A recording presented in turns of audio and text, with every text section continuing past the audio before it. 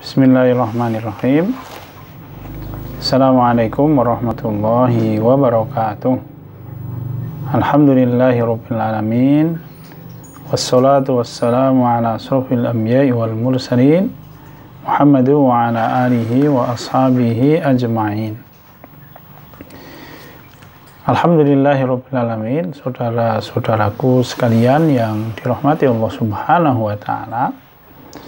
Allah yang Maha Bijaksana menetapkan manusia tempat kesalahan alpa.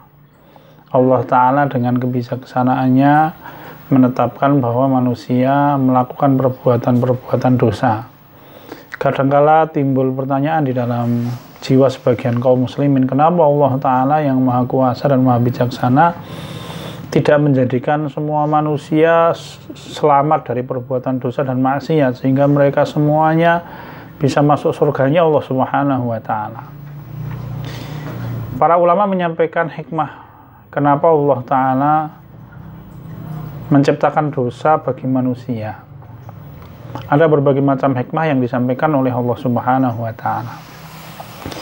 Imam Ibnul Qayyim al-Jauziyah rahimahullah menyebutkan beberapa. Satu, kenapa Allah Ta'ala menciptakan dosa bagi manusia? Satu, agar seorang hamba mengetahui kemuliaan Allah Subhanahu wa Ta'ala dalam setiap keputusan Allah Subhanahu wa Ta'ala.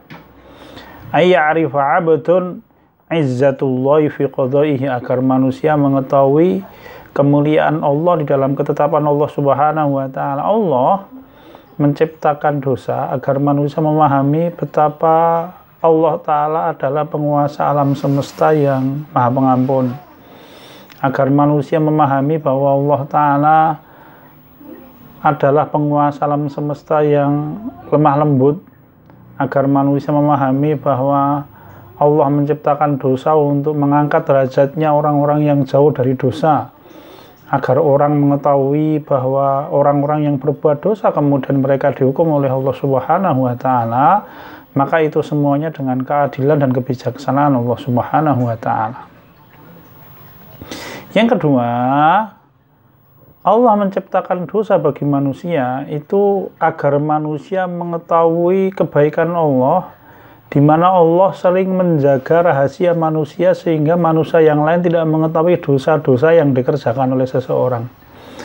Wa ya'lama birrahu fi satratihi wa hilmi fi imhali, agar manusia mengetahui betapa sayangnya Allah kepada manusia pada waktu manusia ditutup auratnya oleh Allah sehingga orang lain tidak mengetahui perbuatan dosa, sehingga nama baiknya terjaga.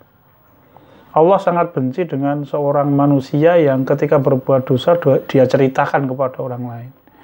Kalau Nabi kita Muhammad SAW menyampaikan, kama qala kullu ummati mu'afi illal mujaharah, semua umatku diampuni dosanya oleh Allah kecuali mujaharah, orang yang melakukan mujaharah. Apa itu mujaharah?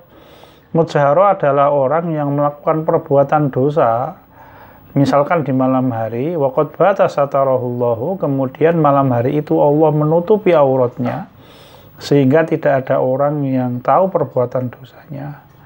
Tsumma yusbihu wa yaqula fa'altul barihata kadza wa kadza, tapi ketika besok harinya dia ceritakan dosanya kepada orang lain, itu Allah Ta'ala sangat benci.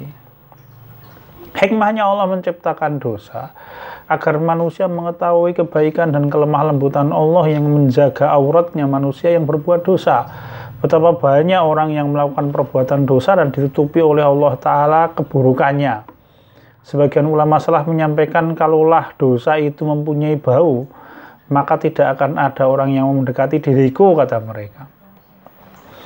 Selanjutnya, Allah menciptakan dosa agar manusia mengetahui lemah lembutnya Allah yang memberikan waktu kepada manusia tangguh, waktu jeda untuk tidak serta-merta dihukum oleh Allah Subhanahu wa Ta'ala.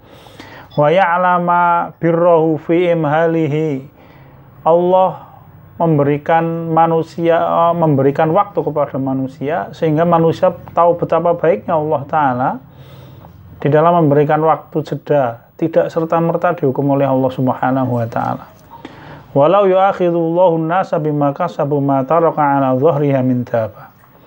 Kalau manusia, kalau Allah segera menghukum perbuatan dosa manusia, begitu ada orang yang berbuat maksiat langsung serta-merta dihukum oleh Allah Subhanahu wa ta'ala, maka tidak akan tersisa. Jangankan manusia, binatang melata di dunia tidak akan tersisa. Bayangkan kalau satu orang berbuat dosa dengan dosa seperti dosanya umatnya Nabi Lut, kaum Sodom. Kaum Sodom menurut sebagian ulama dijebuluki gunung berapi.